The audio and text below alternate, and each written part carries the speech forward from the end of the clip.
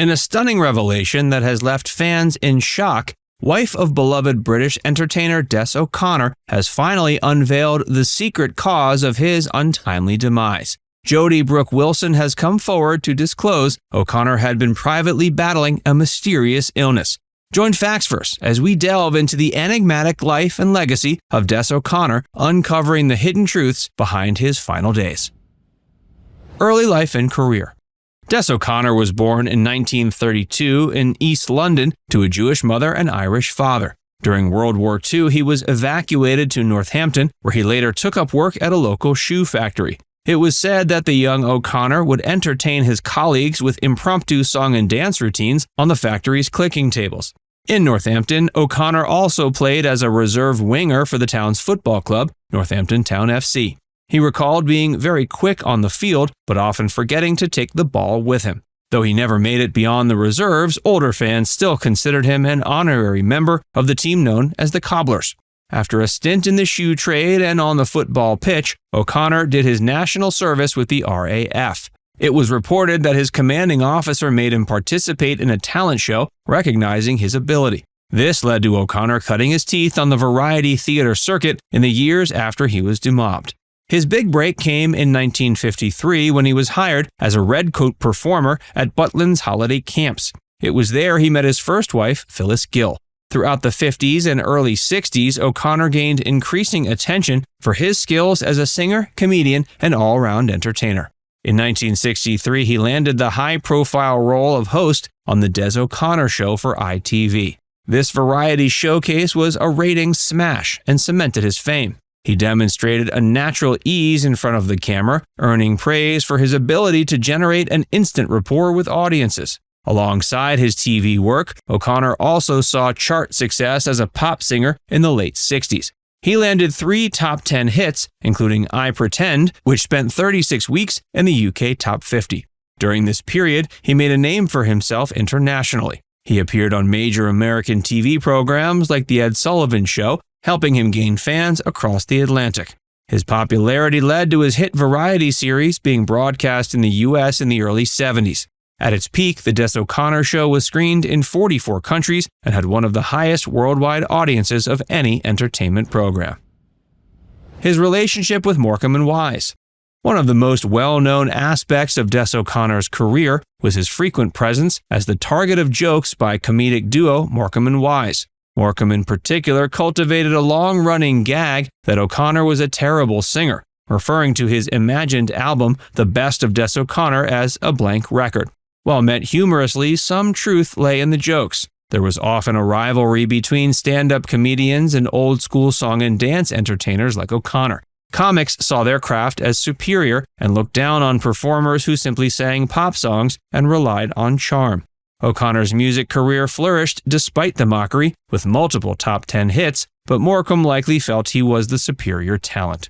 In a risky move, O'Connor chose to play along with the jokes when he appeared on Morecambe and Wise's iconic BBC shows. Whenever he tried to sing, Eric Morecambe would declare a problem preventing the performance. O'Connor joining in the mockery of his skills helped soften their cruelty. It also furthered his public image as an easygoing good sport who refused to take himself too seriously. He privately admitted, though, that the repeated jokes had hurt his feelings early on, but his generous spirit won in the end. When Morecambe suffered a major heart attack in 1968, O'Connor asked his audience to pray for the comic's recovery. He knew Morecambe would likely respond sarcastically, which he did by thanking the 6 or 7 people who prayed. In interviews later, O'Connor conceded the jokes had bruised his ego, but recognized Morecambe was playing a role the audience loved. Later career and talk shows. After establishing himself in the 60s and 70s, Des O'Connor became a fixture on British television for decades.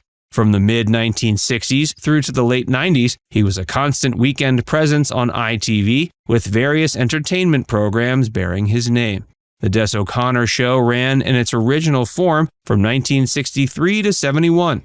Its variety format of sketches, singing, and celebrity guests earned consistently high ratings. In the 70s, he transitioned into becoming an in-demand chat show host. His relaxed and engaging interview style made him a natural fit for his new medium.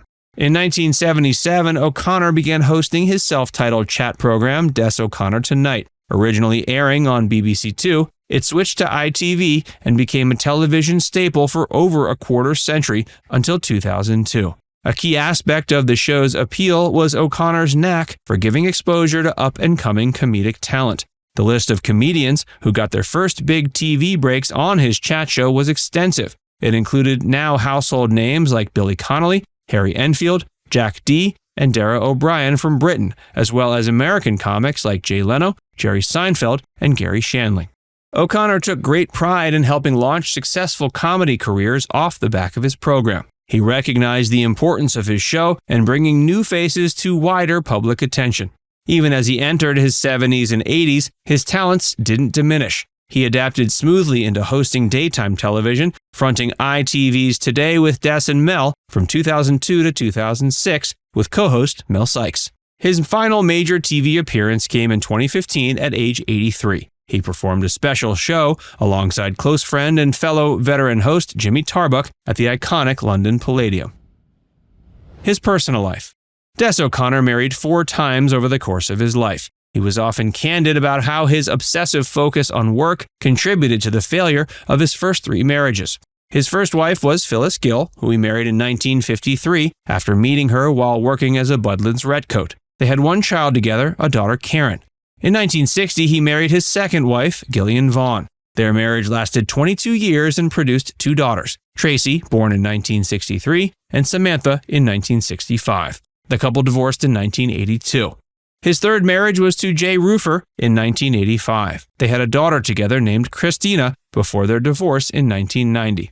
In 1992, he met his 4th wife, Jodie Brooke Wilson, when she was working as a hostess on a revival of the game show Take Your Pick that he was participating in.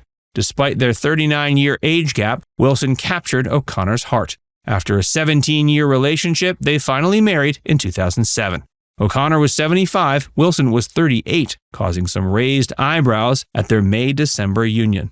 In his 70s, O'Connor experienced fatherhood once again with Wilson. Their son Adam was born in 2004, joining O'Connor's 4 grown daughters from his previous marriages. Parkinson's disease and death.